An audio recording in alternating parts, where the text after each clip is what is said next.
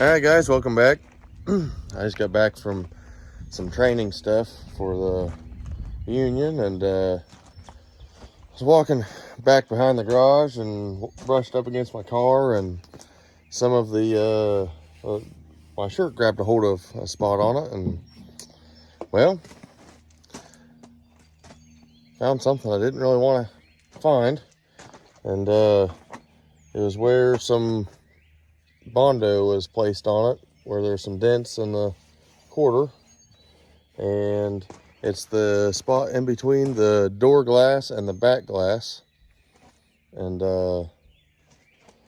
there's even a little tiny hole here, a little tiny pinhole. I don't know what we're going to do about it, but yeah, I'm going to do my best on getting this thing pulled out and back to where it needs to be. And then I'm going to show you a couple other things I have for body filler and such. Because this was like every bit of 3/4 of an inch thick. You could feel it hooving out from the side of the car. It was completely different than the other side. So glad I got most of it out of there. I'm glad I got it, skimmed down to almost bare metal. I'm going to get that pulled out and might just, I don't know what I'm going to do about that little hole. Might get a small piece of sheet metal that's laying around and just kind of patch it and try to work some magic around it with a little bit of filler, but won't have anywhere near the 1/4 or 3/4 of an inch of bondo that they had in it. I'm going to show you guys this this little mess that they have going on. Well, had going on. So if you just look right here, I mean, you can see it divots in quite a bit. I got some tools over here, a straight edge. You see how bad this is. I mean, there's every bit of a 1/4 inch between there and there at the lowest point, maybe 3/8 of an inch even. But you can see there's that hole,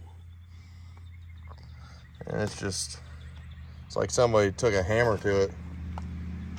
I mean, this quarter's not that great anyways. It has some rot in it, but I'd rather not have to replace all this up here along with the quarter. I'd rather just have to do the fender well and just this little front panel and maybe that back panel, but that back panel is good. It's just this front little section here. What it looks like to me is this car was in an accident, like a T-bone, maybe not a full T-bone, but you can see right in here where this ain't perfect, and this is rotted. And I'm thinking what happened was this was in some kind of accident. Somebody backed into it or something, and somebody tried to do some repair work, and it was a little subpar of what I would have done. So there's a little spot right there too. I'm gonna try to get this, fixed and back to where it needs to be, but I'll catch you guys here in a minute. All right, well, we're later on in the day. Sun's going down. Got it pulled out quite a bit actually. Got in behind it and was able to push the other direction. I created a divot right where that hole was and decided to go with some JB Weld. And I gotta do these door hinges on this side, the hinge pins. It's starting to leave a gap in there. But anyways, this has been drying it's pretty well solid right there. Still a little tacky, not too bad. I'm just gonna let it dry overnight. We're supposed to have some rain tomorrow morning, but this should be completely cured up by then. It's supposed to take like 6 hours, and it's been on there for about an hour and a half now, so we should be good. Also, got all these wires cut back in here.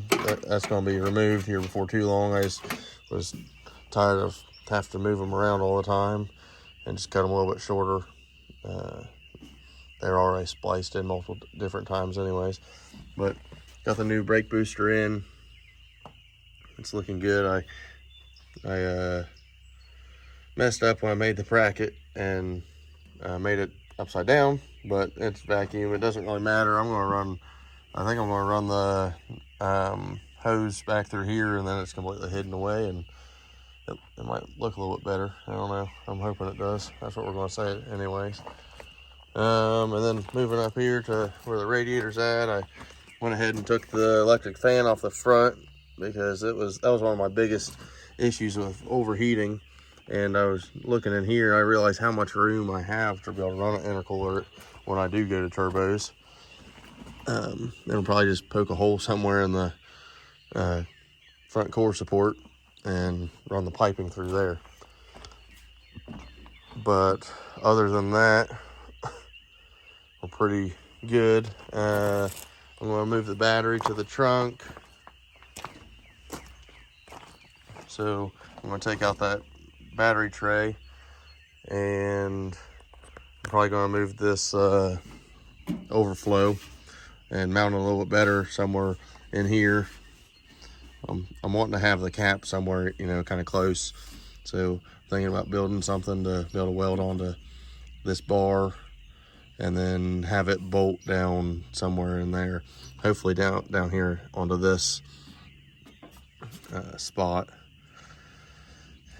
Just I might make a bracket just that goes in to uses this hole or even this hole and comes down through there, and then be able to mount this on there. I just want something that's a little bit nicer, not at an angle like that, and gets it up here closer to where the radiator's at. I don't know, I think it just make it look nicer instead of having that just out here in the open. Then I gotta do something with this box that they just put in here to delete the fan and the heater core lines. I'm gonna get probably the jegs, just one of the jegs heater units with a blower motor and everything in it, and we're just gonna basically make that nice and flush, put a vent on there,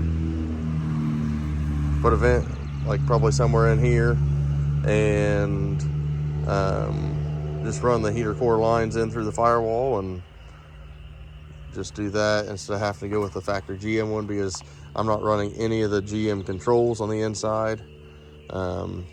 That's why I wasn't too afraid to cut these wires. The fuel tech, because I'm going to run a fuel tech on the car, the fuel tech should run all of the electrical stuff. The only thing that I have in there, well, I have still hooked up, is right here with the wipers and the lights. And those might stay, those will probably just stay, because if you guys know, on this older GM stuff, it's just a couple basically toggle switches is what they put them on, so I'm not too worried about that. So they'll probably just stay in there. And then the fuel line here is going to be ripped out of there, because I got to run a return and bigger line. Car is going to be dusty, but it'll get cleaned off soon. And then back here, I am going to take this factory tank and I'm going to sump it about right here somewhere. And then I'm going to mount the pump up here somewhere, probably on this tail panel, and then run the lines either that direction or that direction. I don't know which yet. I'm thinking about running the return back to the like the factory style return on the top of the tank. Just have it, I'm going to drop the tank, cut the hole a little bit bigger for, I'm going to cut the hole a little bit bigger for the return, and have a friend of mine weld a bung on there to be able to make the just be able to make it a little bit easier for everything.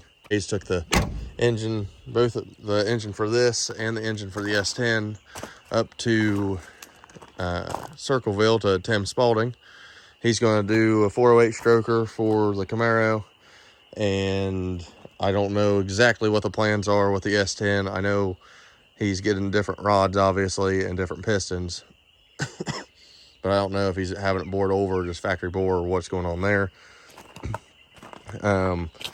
We pulled them from Marietta Ignition. They were just taking way too long. They had the engine for the S10 for almost 6 months. They had the one for the Camaro for about 4, and they never even touched it. Went and picked them up first, and then went and picked up Mick's engine, and they had gotten started on it right away. Well, we went ahead and pulled it because Tim had this engine sitting there, and it's wrapped up in plastic right now, but I don't really feel like taking everything off. But it's exactly what Mick was looking for his 1970 Monte Carlo. It's just a short block. There's no cam in it, nothing there, but he bought this for a pretty good deal. Excuse me. And it cost a little bit, probably a little bit less, maybe a little bit more. It's right around the same price of what it would cost to get one from Marietta Ignition, and this one's already done. He didn't have to wait any time for it, any time longer that we had already waited. His was there for about a month and a half, and when I pulled ours, as in mine and my dad's, they had went ahead and pulled his in there and cleaned the block and got everything all cleaned up, ready to rock and roll.